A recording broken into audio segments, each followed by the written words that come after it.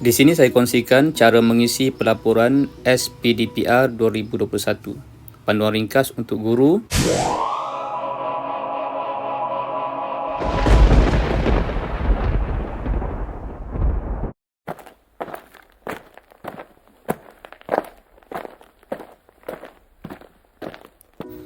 Di sini saya tunjukkan pengisian dengan menggunakan telefon bimbit ataupun smartphone. Baik, pertama sekali type pada URL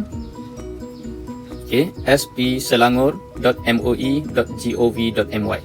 Jadi pada bahagian login kita akan lihat paparan ini. Jadi ID pengguna kita isikan nombor kad pengenalan.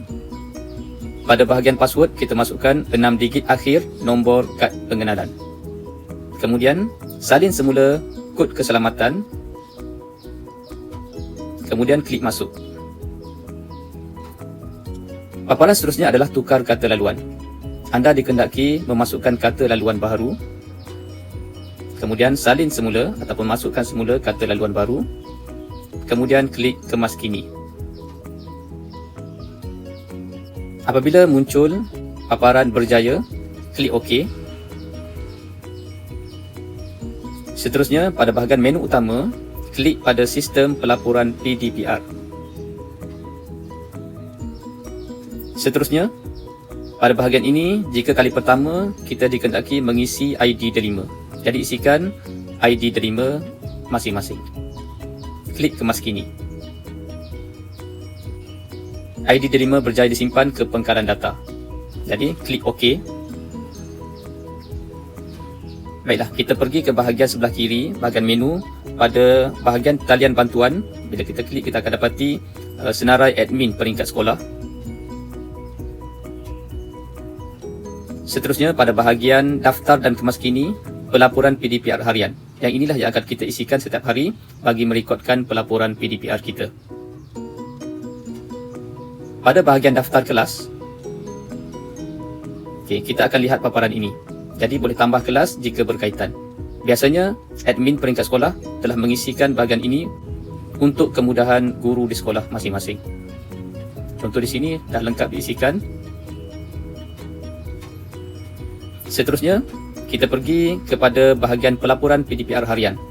Data akan dianalisis secara harian untuk kegunaan BPSH KPM mulai jam 6 petang setiap hari sehingga jam 6 petang hari semasa.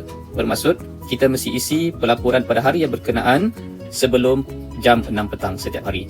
Jika direkodkan selepas 6 petang, PDPR tersebut akan direkodkan untuk hari selepasnya.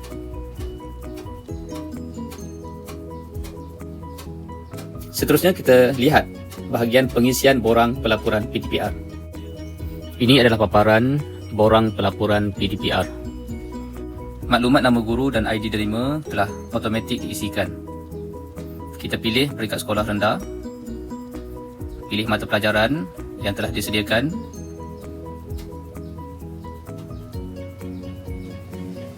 pilih tahun ataupun tingkatan, pilih nama kelas,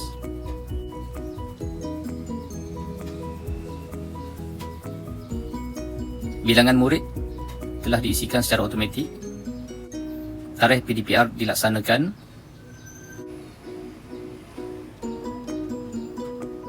Tempoh masa. Pendekatan PDPR yang digunakan. Contoh di sini saya isikan gabungan. Bermaksud saya jalankan secara dalam talian dan luar talian.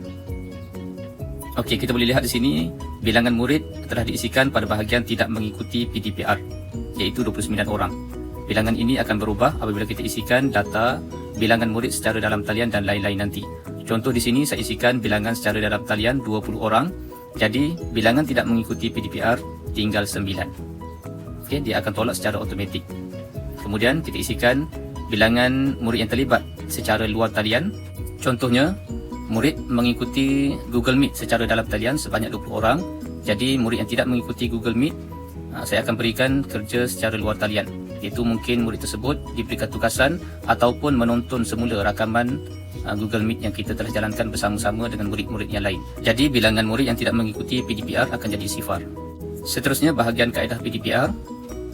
PDPR secara dalam talian menggunakan platform selain Delima. Saya pilih tidak kerana setiap tugasan yang diberikan saya berikan kepada murid-murid melalui platform Delima. Jadi saya pilih tidak. Seterusnya kaedah PDPR yang digunakan secara dalam talian. Jika kita pilih, contoh di sini saya pilih PDPR menggunakan modul. Jika kita pilih kaedah lain-lain, jadi kaedah yang diberikan adalah Flip Classroom, inquiry penemuan, mastery, kontekstual dan penyelesaian masalah. Jadi di sini saya pilih PDPR menggunakan modul. Kemudian kaedah PDPR yang digunakan secara luar talian. Disebabkan saya pilih gabungan, jadi saya kena isi bahagian ini, saya pilih PDPR menggunakan modul. Seterusnya bahagian lain tidak perlu diisikan sebab tidak berkaitan. Seterusnya kaedah pentaksiran bilik darjah PBD semasa PDPR, sama ada kita jalankan atau tidak jalankan. Saya pilih ya untuk melaksanakan PBD. Adakah PBD direkodkan? Saya pilih ya.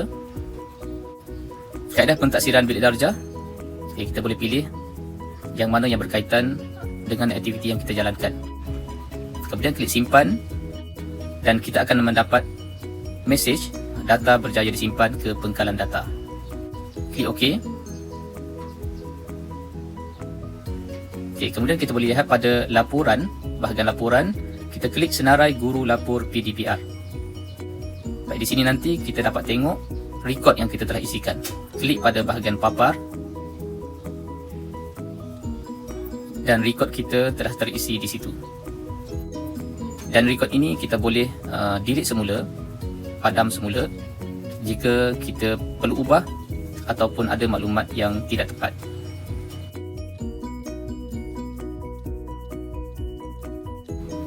Kemudian pergi semula ke bahagian daftar dan kemas kini. Kita pilih pelaporan PDPR harian untuk merekodkan PDPR yang lain.